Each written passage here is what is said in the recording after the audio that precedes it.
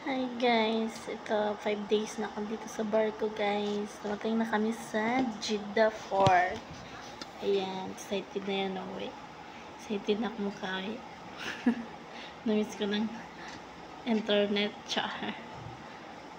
Siyempre, makontak mo na yung pamilya mo sa 5 araw na walang internet.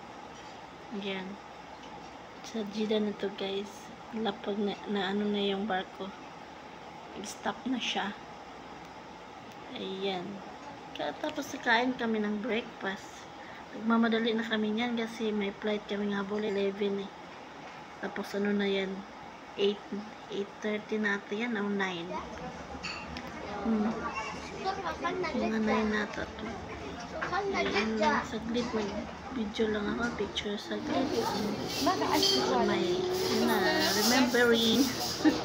Para may remembrance naman. Sa 5 days na ito. Ayan. Madalian na naman. Kain. Madali na kami yun kasi ang flight 11 tapos may magbiyahe. Gamay kayo. Check yung passport pa. Gusto ka na nagkuha sila ng flight na patha. Mga 1 o'clock na yung kinuha sila na flight. Siguro walang available. Gabi na siguro yung available na flight. Kaya kinuha na nilang 11. May pila na nga kami dyan sa ano para lang makaano. Passport ni guys, dito na kami sa plane. Ayan. Malaking plane ngayon sinakyan namin. May ano siya may iPad, mini iPad. Mini iPad ang bintawag to. Nanood ako, hindi ako na boring kasi nanood ako nito na ano. Nanood ako ng movie. Yan ah. I-ano mo lang siya. Char. Pili ka lang ng movie dyan. Siyempre English para maintindihan. Pili ako ng movie. Marami siyang movie din mapilian.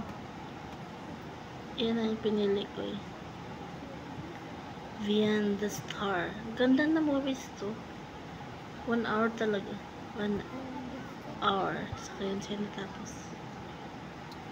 Yan. Long distance. Parang ikaw at ako. Char! Super guys. Malaki na kaya tong airplane na to. Pero yung paano na siya shaking. Sumakit talaga yung kabuhi ba ako. Pero yung karamdam ko parang gusto kong sumuka. Siguro sa labing pagod na biyahe sa barko. Wala ka maramdaman pag ano muna, pagbaba na sa barko, tsaka mo ma-feel na ano, para bang lumulutang ka sa tubig. Ganun ang feel pag nasa ano ka, katapos ng sakay ng barko guys. Ano pala no? Nasa loob ka ng barko, hindi mo maramdaman yun. Pero nung bumaba na kami, yun, siguro sa, iwan, naramdaman ko nito. Gusto ko talagang sumuka. Pinipigilan ko lang. Dahil, limasahe ko yung mga kamay ko. Sakit pa ng ulo ko. Hey guys, after 1 hour and 30 minutes. Ayan. Sa wakas, dito kami sa Riyadh. Ano, matapang ka, mag-abroad ka. Agad-pagod. Ganito mag-abroad guys. Lalo na mag-vacation sila. Pagod talagang katawan mo at saka isip mo. Pati kaluluwa mo. And thanks for watching guys. Yan lang muna. Kasi dyan na sila mag-draw. Ayan. Bye. Thanks for watching guys.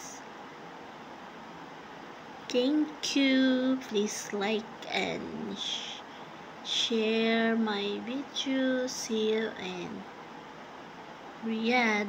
See you home. I miss my bed. Kakamiss ko ng bed. Natutulog talaga ako pagdating ko. Kakain pala. Saka matulog. Bye-bye. Mwah.